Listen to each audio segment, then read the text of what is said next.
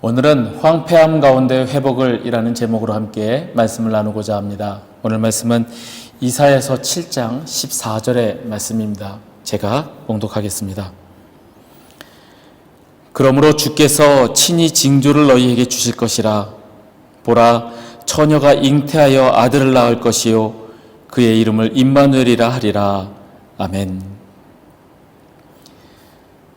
대림절 세 번째 주일입니다. 우리가 지금 계속 기다림에 관해서 묵상을 하고 있습니다. 오늘은 이 선지자들의 기다림에 대해서 함께 나누려고 합니다. 구약시대의 선지자들은 구체적으로 오실 그분에 대해서 예언하였습니다.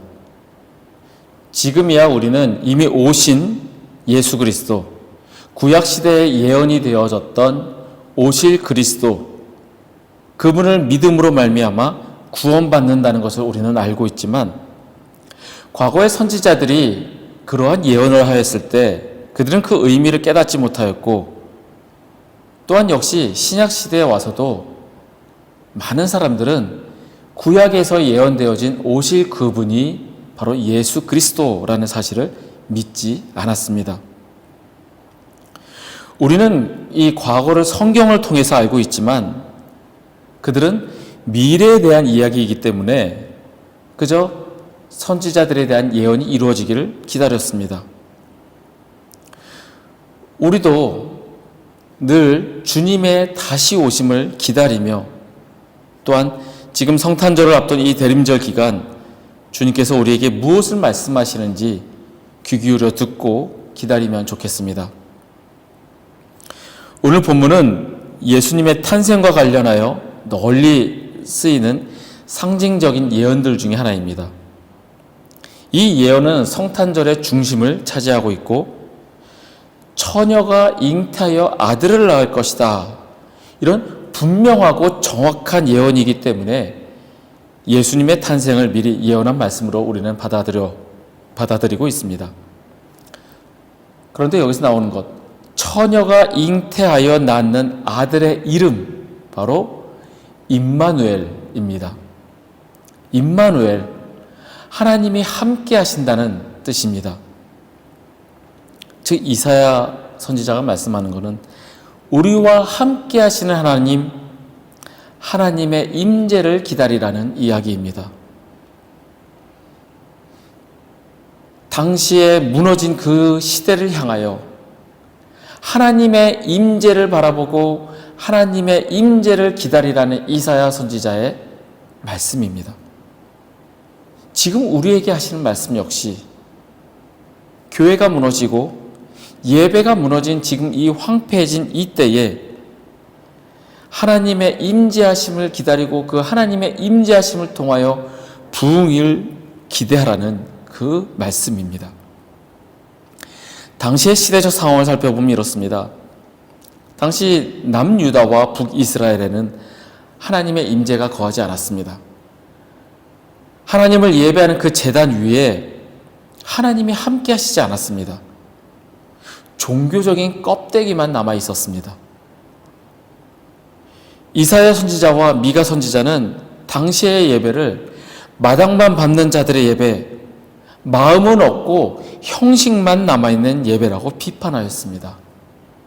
이사야서 말씀과 미가서 말씀을 제가 읽겠습니다. 여호와께서 말씀하시되 너희의 무수한 재물이 내게 무엇이 유익하뇨? 나는 수량의 번제와 살진 짐승의 기름에 배불렀고 나는 수송아지나 어린 양이나 숫염소의 피를 기뻐하지 아니하노라. 너희가 내 앞에 보이러 오니 이것을 누가 너희에게 요구하였느냐? 내 마당만 밟을 뿐이니라. 헛된 재물을 다시 가져오지 말라. 분향은 내가 가증히 여기는 바요, 월삭과 안식일과 대회로 모이는 것도 그러하니 성회와 아울러 악을 행하는 것을 내가 견디지 못하겠노라. 미가 선지자는 또 이렇게 말씀합니다. 내가 무엇을 가지고 여호와 앞에 나아가며 높으신 하나님께 경배할까? 내가 번제물로 1년 된 송아지를 가지고 그 앞에 나아갈까? 여호와께서 천천의 수장이나 만만의 강물 같은 기름을 기뻐하실까? 내 허물을 위하여 내 맏아들을 내 영혼의 죄로 말미암아 내 몸에 열매를 드릴까? 사람아, 주께서 선한 것이 무엇임을 내게 보이셨나니 여호와께서 내게 구하시는 것은 오직 정의를 행하며 인자를 사랑하며 겸손하게 내 하나님과 함께 행하는 것이 아니냐. 아멘. 이 두 선지자가 활동할 당시 그들은 형식적인 신앙을 갖고 있거나 이방의 우상들을 하나님과 함께 숭배하는 혼합주의 신앙을 갖고 있었습니다. 북이스라엘을 세운 여로보암의 죄로부터 시작된 우상을 섬기는 예배, 그리고 그 우상과 섞여서 하나님과 우상을 같이 섬기는 이런 혼합주의 예배, 예배가 타락해 있었습니다. 겉으로 보기에 하나님만 섬기는 그 예배에도 마음이 없고 형식만 남아있다면 이것도 문제인데, 하나님과 우상을 동일시하여 함께 예배드리는 그러한 행태를 보여주고 있으니 하나님이 분노하시지 않을 수가 없었습니다. 진정으로 예배드리는 그 예배가 예루살렘에도 사마리아에도 어디에도 없었습니다. 지금의 시대 역시 진정한 예배가 있는 것이 과연 얼마나 될까 생각을 해봅니다. 예전에 중국계 말레이시안 친구와 대화하다가 제가 그 친구에게 교회를 다니는지 물어보았습니다. 그런데 이 친구 대답이 자기는 때가 아직 아닌 것 같아서 아직 교회를 안 다니지만 자기 부인은 교회를 다닌다라고 대답을 하였습니다. 그래서 어느 교회를 다니냐고 물으니 세인트 앤드류 교회를 다닌다고 합니다. 당시 제가 다녔던 현지인 장로교 교회였습니다. 나도 거기 다니는데, 그러면서 대화를 이어가는데 이 친구 하는 말이, 그 교회 예배 한번 참석을 했었는데 거기 예배는 예배 같아서 좋아. 다른 교회들은 쇼 같아 라는 이야기를 하였습니다. 아직 예수님을 모르는, 믿지 않는 사람에게서 나온 말입니다. 예배가 예배 같지 않고 쇼 같다. 사람도 느끼는데 하나님께서 모르실까요? 하나님이 임재하시는 예배를 우리는 드려야 합니다. 하나님이 이 자리에 오셔서 우리의 예배를 받으시고 우리는 하나님께 영광을 돌리는 그러한 예배가 우리 가운데 있어야 합니다. 그러면 하나님이 임재하시는 예배는 과연 어떤 예배일까요? 먼저는 오직 하나님만이 주인 되시는 예배입니다. 내가 주인이 되어서는 안 됩니다. 오직 하나님만이 받으시는 예배여야 합니다. 사람에게 보이는 예배가 아닙니다. 찬양을 함에 있어서도 남에게 뽐내는 찬양이 되어서는 안 되고, 기도를 함에 있어서도 남에게 보이려고 멋진 말과 화려한 미사오고를 섞어서 그런 멋있는 기도가 되어오는 것이 아니라 하나님이 받으시는 진실한 기도가 되어야 합니다. 다른 누군가가 주인공이 되어서는 안 되고, 설교라는 설교자가 주인공이 되어서도 안 되고, 오직 하나님만이 주인이 되시는, 하나님만이 받으시는 예배가 되어야 합니다. 그러기 위해서는 하나님이 예배를 통해서 무엇을 원하시는가, 어떠한 찬양을 원하시는가, 우리가 무엇을 드리기를 원하시는가 우리는 알아야 합니다. 하나님으로부터 그걸 듣지 않으면 우리는 형식만 잘 갖춰진, 어찌 보면 사람에게 보여지기 위한 쇼 같은 예배가 됩니다. 결국에 우리가 드리는 예배는 성령님의 인도하심을 받아야 합니다. 내가 잘 인도하고 내가 설교 잘 준비하고 내가 설교를 멋지게 작성을 해서 그것을 사람들에게 가르치는 것이 아니라 성령님의 인도하심을 간구해야 합니다. 결국 최고의 예배 인도자는 성령님이심을 우리는 깨달아 알아야 합니다. 두 번째로 우리의 마음을 들여야 합니다. 아무리 헌금을 많이 한다 해도 그 안에 마음이 없으면 하나님께서는 기뻐하시지 않습니다. 당시 선지자가 활동하던 당시에 부자들은 온갖 좋은 재물과 좋은 양 기름을 바쳤습니다. 하지만 하나님께서는 받지 않으셨습니다. 마당만 밟는 자들, 가증히 여기는 것들을 바치지 말라 분노하셨습니다. 우리의 마음을 아시는 주님께서 우리가 드리는 마음을 보십니다. 하나님을 향한 마음이 없이 단지 물질로 내가 가진 것으로 드리려 한다면 그 예배에는 하나님이 임재하시지 않습니다. 마지막으로 우리는 하나님을 아는 깊이만큼 예배를 드릴 수 있습니다. 하나님을 아는 지식, 하나님을 알아가기 위해서 우리는 노력을 해야 된다는 겁니다. 하나님이 어떤 분인지 알아야 우리는 하나님이 원하시는 예배를 드릴 수 있습니다. 하나님을 알지 못하는 사람들은 내가 생각하는 좋은 것, 내가 생각하는 내가 원하는 것을 하나님께 드리려고 합니다. 제가 늘 말씀드린 것처럼 내가 돈을 원하니까 1,000원 헌금했으니 하나님 10,000원을 주시지요. 이런 것과 같습니다. 돈을 우상으로 삼고 돈과 하나님을 섬기는 혼합주의 예배와 뭐가 다릅니까? 하나님이 원하시는 것, 하나님이 기뻐하시는 것, 그것이 무엇인지 알아야 우리는 그 아는 만큼 예배를 드릴 수 있습니다. 동시에 하나님을 알아가는 방법은 예배를 통해서 할 수 있습니다. 하나님을 체험하고 하나님을 깊이 알아가는 시간이 바로 예배의 시간입니다. 저는 예배 시간마다 감동을 받습니다. 저희 교회 예배가 화려한 오케스트라와 훌륭한 설교 말씀, 잘 갖춰진 시설이나 멋진 예배당이 있어서가 아닙니다. 예배 시간마다 저의 죄를 깨닫고 회개하며 이런 죄인임에도 사랑해 주시는 그 주님의 사랑에 감사하고 감격합니다. 그리고 말씀을 통하여 저를 깨우치시고 나의 죄를 지적하시는 하나님 앞에 무릎을 꿇지 않을 수가 없습니다. 그러면서 점점 하나님을 더욱 알아갑니다.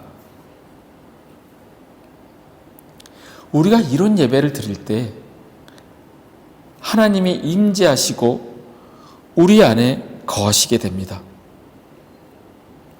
미가 선지자는 예배는 우리의 삶으로 드리는 것이라 이렇게 말씀합니다. 아무리 좋은 것을 성전에 가지고 온들 정의와 인자와 겸손이 없는 예배는 본질이 빠진 형식만 남아있는 예배라는 겁니다. 이 선지자의 말씀은 예수님의 말씀과 일치합니다. 마태복음 23장 23절의 말씀입니다. 화 있을진저 외식하는 서기관들과 바리새인들이여 너희가 박하와 회향과 근체의 11조는 드리되 율법에 더 중한 바 정의와 궁율과 믿음은 버렸도다. 그러나 이것도 행하고 저것도 버리지 말아야 할지니라. 아멘. 겉모습만 신앙인의 모습인 서기관과 바리새인들을 책망하시는 예수님의 말씀은 미가 선지자를 통하여 우리에게 정의와 인자와 겸손으로 예배드리라는 하나님의 말씀과 같습니다. 정의는 말 그대로 정의입니다. 정의를 행한다는 것은 하나님의 성품대로 살아야 함을 의미합니다. 하나님의 백성들은 하나님의 정의를 삶 속에서 실천하며 살아야 합니다. 그러나 당시 사람들은 정의를 행하기는커녕 가난한 자들에게서 가죽을 벗기고 그 뼈에서 살을 뜯어 그들의 살을 먹으며 가죽을 벗긴다 라는 미가 선지자의 표현처럼 빼앗고 약탈하기를 늘상 해왔습니다. 하나님을 섬긴다는 그 선민들이 행했던 일입니다. 정의가 사라진 시대였습니다. 인자, 긍휼, 하나님의 은혜, 바로 헤세드 의미합니다. 자기 백성에게 베푸시는 하나님의 사랑입니다. 그 사랑을 베풀라 말씀하십니다. 가난한 자에게 베풀라 말씀하십니다. 나만 배채우고 나만 풍족하면 된다. 이 생각을 버리고 사랑을 베풀라 말씀하십니다. 믿음으로 겸손하게 하나님과 함께 행하는 것, 겸손한 삶, 하나님과 동행하는 삶입니다. 선지자는 하나님과 동행하는 것, 겸손하게 행하는 것을 강조합니다. 겸손은 하나님을 인정하고 내 자신은 하나님의 피조물임을 깨닫고 그 하나님을 인정하는 자만이 보이는 태도입니다. 결국 이 말씀은 내 중심에 나가 아닌 주님이 계셔야 함을 의미하는 겁니다. 내 안에 그리스도가 사시는 것. 이러한 사람이 하나님께 예물을 드리며 예배하는 것은 하나님이 받으시는 예배이며 하나님과의 연합을 의미합니다. 올바로 하나님을 아는 지식에 근거하여 드리는 예배, 작고 초라하고 보잘것없는 예물이 있더라도 그들의 삶을 주님께서는 보시고 그 예배를 받으십니다. 그리고 그 예배 가운데 하나님께서 임재하십니다. 그러므로 우리는 대린절 기간 동안 하나님의 임재를 계속해서 찾아야 합니다. 하나님의 구원의 역사를 언제나 인식하고 주님의 임재하심을 구해야 합니다. 하나님의 임재하심에 거하려면 신령과 진정으로 예배드릴 때 주님의 임재 안에 거할 수 있습니다. 황폐해진 이때에 부흥의 역사를 이루어가는 것은 하나님의 임재하심을 경험하는 것, 바로 예배의 때에 이루어집니다. 비록 초라하고 보잘것없고 부족한 예배일지라도 그 안에 정의와 인자와 겸손이 있는 하나님과 동행하는 자들이 드리는 예배에 하나님께서 임재하시고 우리의 영광을 받으십니다. 하나님께서는 우리가 그렇게 되기를 원하십니다. 우리가 하나님의 임재를 기다리며 황폐해진 이때에 주님을 기다리기를 원하십니다. 하나님께서 찾으시는 예배, 이웃에게 공의를 행하고 자비를 베풀고 사랑에 충성하며 자신을 중심에 두지 말고 하나님을 중심에 모시는 그 예배, 그 예배가 우리 가운데 있기를 원합니다. 주님의 임재를 경험하며 주님이 기뻐하시는 예배, 주님이 원하시는 예배가 우리 가운데 늘 있기를 간절히 소망합니다.